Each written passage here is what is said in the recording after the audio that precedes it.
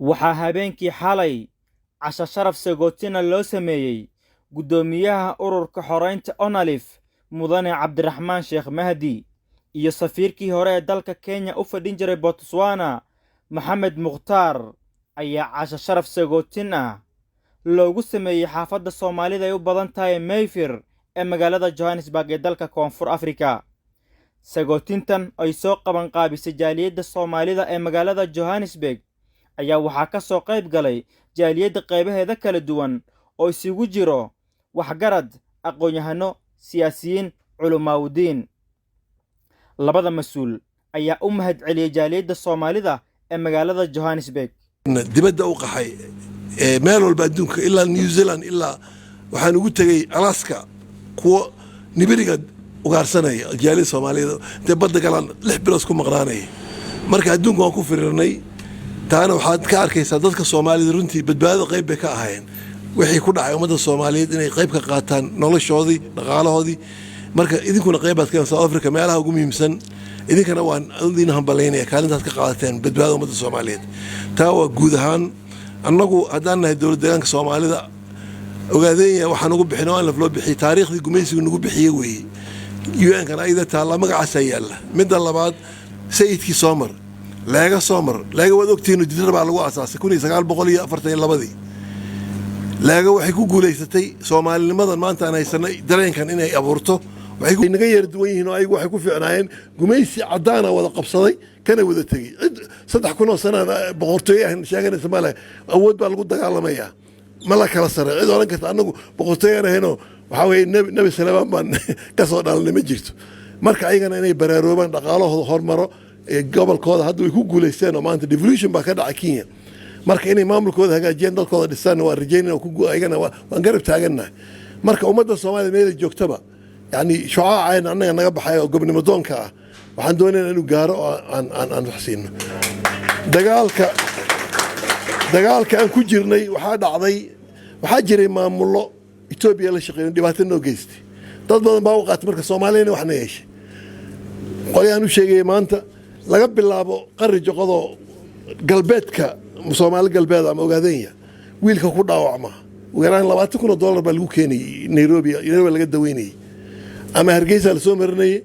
ama waxa la soo marnay Garowe Galkacyo ama Dhuusamareeb ama Beledweyne ama Xamar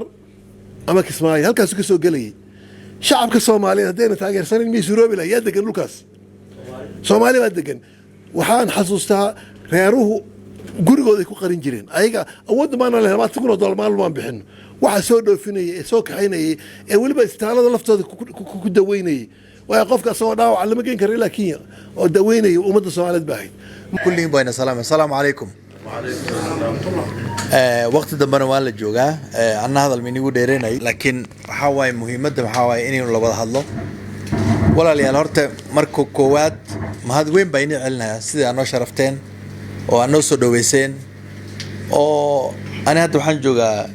guddoomiye waxaan joogaa muddo 4 bay maanta igu ta magaaladan inta ahaa 4 beri inta jeebkayga gacanta ma gelin dad bay sharfay inta ili siinay wala isku kay dagaalamay waliba ku kasta wuxuu diyaar baan ku yahay marka midda waxay tusinay muhiimadda walaalnimada iyo dhaqankayna iyo sharafta Soomaalida maarta madaxda u leedahay soo su'aalaha waa inaan isweydiin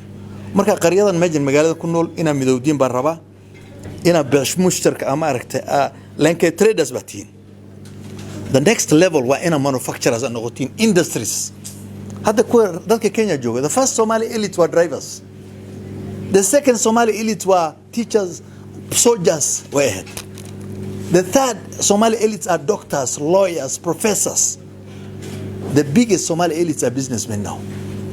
stage after stage after stage after stage taasna waxay ka imaan caruurtiin oo wax abartiin dhaqan abartiin language ka abartiin af Soomaali waa inay ku hadlaan nin hada khoos ay ku hadlaya wuxuu ku hadlayaa af Ingiriis wiilka culture uu ka dhumay wiilka ma oo gabadhaasna gabadhaada ma oo uu ka tagibo dhaqanka lagu sheegay waa language if you don't have language you are not a Somali nina duku dhan waxa waay ani Soomaali baan oo ninkan af Soomaali ku hadlaynin I mean basically there is nothing there marka horta dhaqankayna aan soo celinno aan isku duubnaanno dadka si dibadda ay isku duuban yihiin groundkana maarta general waxaan rabaa gudoomiye groundkana in lagu mido Soomaali meeja jirto faqrinimo ma ka carrahayna faqrinimo sidoo kale waxaa goobta ku sugnaa gudoomiyihii hore ee jaaliyadda Soomaalida ee dalka Koonfur Afrika Caamir Sheekh iyo gudoomiyaha hadda talada hayo waa Maxamed Cumar Talyaani markii ugu horeysay inaan helno madaxweyne Soomaaliya oo Ethiopian insha Allah taala asagana uu noqdo kan ugu horeeyay ambassador Maxamed Mukhtar Sidi oo ambassadorka dalka Kenya u fadhiyo dalka Botswana iyo gudoomiyaha guud ee ururka Onalif mudane Cabdiraxmaan Sheekh Mahdi Madey oo safar shaqo halkan u joogo gudoomiye mar labaad iyo ambassador ku soo dhawaada dalka Koonfur Afrika ahmiyadeena caaw waxay tahay jaaliyaddan wixii lagu yaqaanay oo sharafka ikraamka iyo karaameynta martida inay soo dhaweeyaan ayay ahayd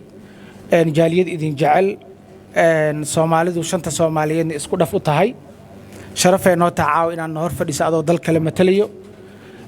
sidoo kale waxaan rabaa inaan soo dhaweeyo wasaaradda qorsheynta qaranka Soomaaliya laanteeda amniga oo caawa gogashan oo la fadhiyo iyo u qaybsamaha arrimaha military attaajiyaha safaaraddeena Soomaaliya magaalada Pretoria gudoomiyayaal iyo madaxdeena mar labaad iyo mar saddexaad soo dhawaada qaar ka mid ah dadweynihii ka soo qayb galay casho sharaftan ayaa maadaasha ka hadlay hadalladoodina waxaa ka mid ahaa sida tan baa mahad iskale marka ugu horeysa waa idin mahad celinayna waxaan idinku mahad celinaynaa xafladan sharafta leh ragga sameeyay waan u mahad celinaynaa waxa kale oo u mahad celinaynaa martida ka soo qayb gashay waqtiga gaaban waan u mahad celinaynaa oo ka kala timid gobollo iyo maartay degmooyinka kala yimid waan idin mahad celinaynaa mahad celin kadib waxaan u mahad celinaynaa martida sharafta leh ee nala joogta haddii aan lahayd jamhuuriyadda dimuqraadiga Soomaaliya haddii aan lahayd jamhuuriyadda Kenya haddii aan lahayd maxay ahayd Soomaali galbeed aad iyo aad baan ugu farxayaa sida qiimaha badan ee sharafta leh ee u soo dhaweyseen waftiga oo dhimaateen aad iyo aad baa u mahadsantihiin xaqiiqadii waxa weeye dadka Soomaaliyeed shanta Soomaaliyeed meesha way ku idishahay wayna ku soo dhaweynaysaa Cabdirashiid Xuseen Karaash raadiyaha iyo TV-ga Shabeelle Koonfur Afrika Johannesburg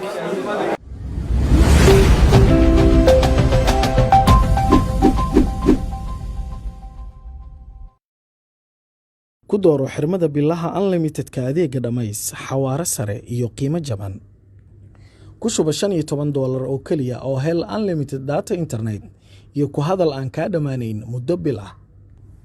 uga shuba ii dahab kood nambarka xidig 1 eber 1 4 gees